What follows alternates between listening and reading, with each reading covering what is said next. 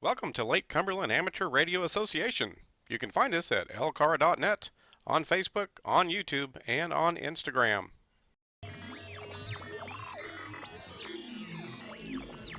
If you're enjoying the videos we're producing here at LCARA, please help our club out by hitting that subscribe button. Also, give us some feedback on our videos. Click the like button, share with anybody who may find it interesting, and be sure and hit the bell icon to make sure you get notified of the next video release. I'm KY4BDP Brian for the Lake Cumberland Amateur Radio Association. And today, what do I have? Yet another antenna, but this time not for the compound. No, this antenna is going to go on my truck. Now, I've actually got an antenna on my truck and it's done reasonably well, but I just recently broke it. And I was just telling KY4CKP the other day, I can fix that with a little bit of solder, but I thought that gives me an opportunity maybe to go look for something that might work in my particular area a little bit better. So voila, I ended up picking up another antenna from Comet. Now, as some of you know, if you watch the channel, I like Comet antennas, especially what we've used for the 70 centimeters and the 2 meter that we use both on the repeater site and here at the compound where we do our Echolink transmissions. And I thought, well, why not try another Comet antenna? Been happy with them so far. The other thing I was looking is you can get the really short little base mount, magnetic mount antennas. I used to have one of those when I first got started in the hobby, and it does fine. In fact, we use that with the emergency communications trailer. We just put it on top of that trailer and we can reach the repeater great with that. So I've already repurposed that antenna, but I wanted to get an antenna that's quite a bit longer. And if you look at this antenna, you can see that it is a bit longer. And I'm just trying to see if there's an actual length here on the packaging. About 40 inches it says. That's a bit longer and it's going to give me a little bit better gain on both 2 meters and 70 centimeters. This is the Comet CA-2x4SR, the Nancy Mary Oscar mounted antenna in this application, again for 70 centimeters and 2 meters. Potentially it could work on other bands, but I'm just going to focus on those two. And then for the base, I'm going to go with the Nagoya. This is a massive magnetic mount for the base here, so that we can actually put it on top of the truck. And even though this is a longer whip, it should be in good shape regardless, so that I don't have to worry about it falling over. Bought it for just that very purpose. It's for I think antennas as long as 48 inches. This one's 40, so it should be in good shape. It's got a PL259N. It's got, of course, the NMO mount on the base here, and it'll fit right in the middle of the roof of my truck, on the cab of the truck here. Great ground plane for the antenna. I'm really excited to see the kind of sensitivity and gain that I get from this mount plus the antenna together. But wait, there's more. Reading the reviews on this antenna, there were a number of posts talking about there was an upgrade for this antenna where it connects to the base, but really on the antenna itself, where you can give it a little bit of a spring, because this antenna goes right to the base and it's rigid. And if you were to hit anything terribly hard, you could break it. And I'm thinking, huh, this spring is installed in line with the antenna, and it gives your antenna that little bit of give, so that if you do hit something, the antenna doesn't just, snap or bend in a bad way. The spring will give. So we're going to install this as well as a part of this project. So we have an antenna, the CA-2x4SR. We have the upgrade spring kit for that antenna, and we have the Nagoya RB-50 magnetic mount, heavy duty magnetic mount for antennas up to 48 inches, I believe that is. So when I bring you back in the next segment, we're going to pull all the pieces out. We're going to start putting this together. A couple of Allen wrenches is all I think I'm going to need. Then we'll go out to the truck and we'll actually do some testing and see if we can't reach somebody on the repeaters. So in the next segment, let's get started. Well, welcome back to Brian's Antenna Corner. Well, something.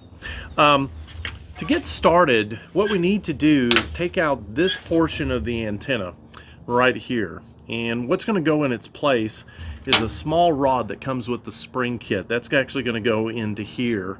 So this will replace part of this. Once I have the small rod in place, tighten that down with some Allen wrenches here. couple of set screws.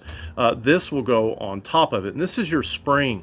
You'll notice that if I can bend this a little bit, and this is what's going to give it some give, so that if it does hit something, this will go on top of the rod that I've just installed. You can see the top portion is going to replace the rest of this rod right here, and it's going to go into this top portion. There are 2 set screws at 90 degrees that I'll need to tighten down on this. Once I have this piece installed, the smaller piece, set screws, put this on top of it, tighten the set screws on the spring kit piece, then insert this end into this part of the antenna, tighten those set screws down. We should be good to go, and that will actually be the upgrade on this part of the antenna. Then it'll be testing it on the magnetic base, make sure everything works there, and then taking it out to the truck. So let's go ahead. I'll probably speed the video up a little bit here.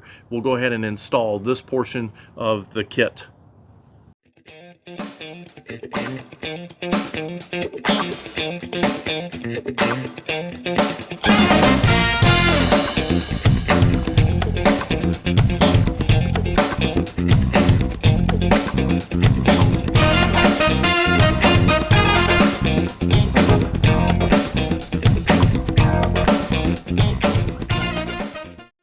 Alright, so that's the bottom portion. I'm a little bit anxious about this because it can slide in and out a decent amount, and I don't know if this is supposed to cover this all the way down to where it touches or not. So when we come back here, I'm probably going to adjust this just a little bit more. So speed it up one more time.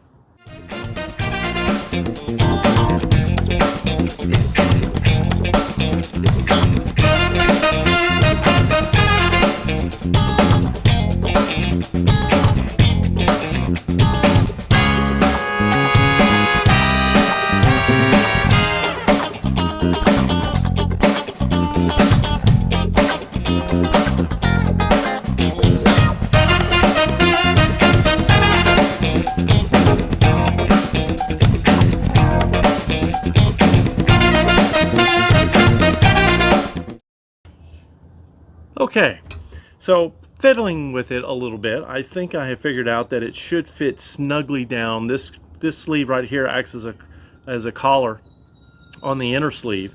So if I insert the rod all the way in, tighten it down on this piece of the antenna, then slide the spring kit on top of that, tighten that down, that it's just long enough, and this gives me good connectivity and it's not going anywhere. So just double check the tightness there when you install this. Now the next piece, let's put this over here, and by the way, you may have noticed I did get the instructions out. Yes, Brian does read instructions. In fact, when I did the installation of the fiberglass mast the other day, somebody pointed out that I could have done that a little differently. I read the instructions quickly, thought I had it figured out, and then you saw me almost lose part of the antenna when I was putting it on top, and I could have saved myself a little bit of trouble. In any event, I do have a genetic defect. I'm not sure which side of the family I got it on. I don't like to read instructions, so I pulled them out. There's not very much to it. Now the next piece is to take this part of the rod out. This is the original part of the rod on the antenna. So we're actually going to pull this out because the spring piece replaces this. So we'll loosen these two. They're actually 90 degrees out. This will slide right out. And then this should just slide right in. And then all I have to do is tighten the 2 set screws that are 90 degrees out, and Don's your Elmer. We should be done at this point. So let's tighten that down there, turn it 90.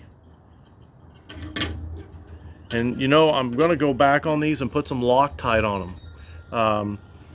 One of the things I learned in the Marine Corps working with some of the gear in aviation, worked on F-18s when I was in, there's so much vibration on a lot of the screws that we use that we had to use Loctite. And there's different versions of Loctite, but I'm going to have to put some on all of these set screws for the permanent install. I'm not going to do that right now though, but just letting you know it needs some Loctite. But that's it. You know, this thing will now bend, so it has some give to it.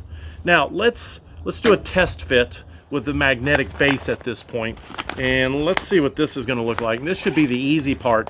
Nagoya makes good products. I've never had a problem with a Nagoya product, not one time.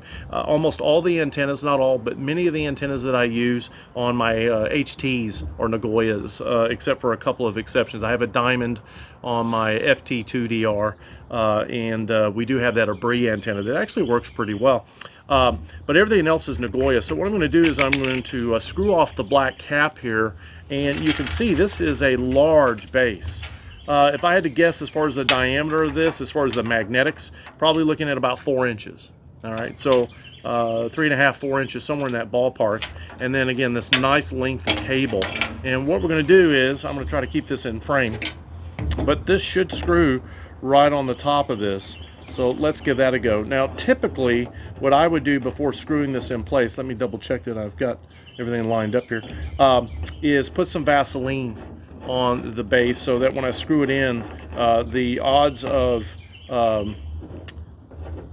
some type of corrosion will be reduced, but probably a little bit of Vaseline will probably help. This is taking a while to catch. There we go. Finally caught there, and then tighten this down. There we go. And you can see with this actually on metal that this should sit on the cab really well, be nice and flat. It does have a skirt here to give it even a little bit more rigidity from moving from side to side. So if I just kind of hold it down, you can kind of see the spring gives it that little bit of give as well. And if we hit it even further up, you get more of that wobble effect instead of it being so rigid. So a couple of things we already know. A little bit of Vaseline at the base, which I'll do off camera. Probably some Loctite, which I have some for other purposes when working with firearms and things like that. And we'll put some Loctite on these screws because of the vibrations and the environment that I'm going to put this in. The worst thing about these set screws is they'll wiggle out. I mean, it just doesn't take much at all. So a little bit of Loctite on those. But in the meantime, what I'll do is we'll go out to the truck, we'll put it up on top of the cab, clean off the section, and then we'll hook it up to the radio and see how it does. So I'll bring you back in the next segment. We'll be out at the truck. Okay, so now we're at the cab side. I've got the antenna up here. I've already cleaned and washed this section of the truck, although probably you can't tell. But in any event, you can see that it gives it a nice wide base. And once we get the cable down and let in on the other side, we'll hook it up to the radio. Now there's another feature of this antenna, because you can see my garage up front. With this antenna, the way it's positioned now, I can't get my truck into the garage. And the one of the reasons I bought this, and we'll see how well I ultimately end up using this feature or not, is that the antenna has the ability to come up and lay down. And I guess I could lay it down the other way. And that way I can get it into the garage for those times that I want to keep the truck in the garage. And when you're ready to go someplace and want to use the antenna, you just pop it back up into place. So not only does the spring now give it additional ability to bend if we hit a branch or something, but it does have the ability to lay down as well. So one of the other reasons why I bought this. Next, what we're going to do is actually hook it up to the radio. So in the next segment, I'll bring you back. We'll hook it up to the radio and we'll try hitting the repeater from this, utilizing this antenna with this really good ground plane right here. And we'll see how well we can reach out. I'm really excited to give it a go, and I have a lot of high hopes for this antenna. So I'll be right back. Okay, so now we're in the truck. I've run the antenna cable, and what looked like way too much cable, it's actually just about right. Go figure. And so what I've got out here is my trusty MFJ 269. So I wanted to double check the standing wave on this particular antenna. And I don't expect it to be 1-to-1, but anything below 2, and hopefully a bit below 2, would be nice. So I'm going to check 2 meters first, and I'm not going to be able to bring you close enough. So hopefully if you can see this, great. If I can zoom in, I'll zoom in. Right now, our repeater's at 146.88 for 2 meters. So I'm going to come down to 146.88.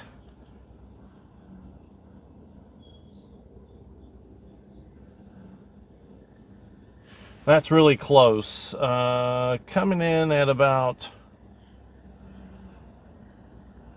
right there, 146.88, 146.89. We're at 1.4. And that'll be the frequency I use a lot. So that's not bad at all. Now, let's switch to 70 centimeters. Now, I've got the FTM 400 out, and I can switch between 70 centimeters and 2 meters quite easily. So let's turn off the MFJ. Let's go to UHF. And let's turn this back on. Now, our repeater here in Somerset is going to be at, let's see, 440. Okay, so we're back. Now, I'm going to try UHF, and I had to, for some reason, my brain just wouldn't think about what we use for 70 centimeters at the repeater. Turning on the FTM 400, I figured out it's 443.600. So what we're going to do is turn on the MFJ 269, and we're going to dial this into 443.600. So let's see here, going up a little bit here, 443.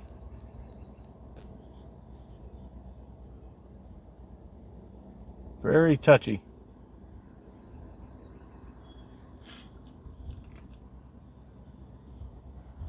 Yeah, it's going to be about 1.8 as it currently sits.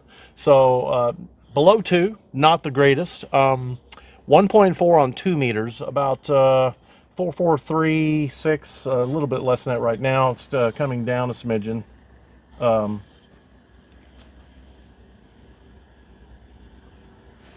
1.8. So that won't be too bad, and it'll definitely work. So now let's hook it up to the radio, and let's see if we can make a contact. So I'll be right back.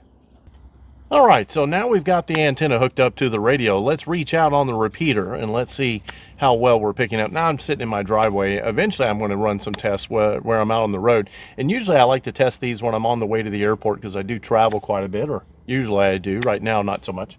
But let's reach out and let's see if we could touch the both of the repeaters, both the 2 meters and the 70 centimeters. This is KY4 BDP testing repeater access.